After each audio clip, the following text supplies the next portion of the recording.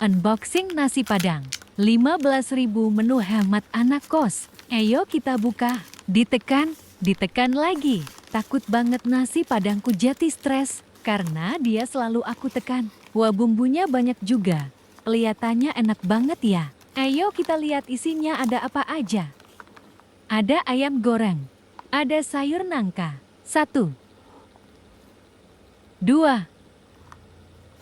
Ada daun singkongnya. Ada sambal ijonya juga. Kelihatan gak? Kalau di tempat kalian 15.000 dapat apa aja? Mari makan yuk.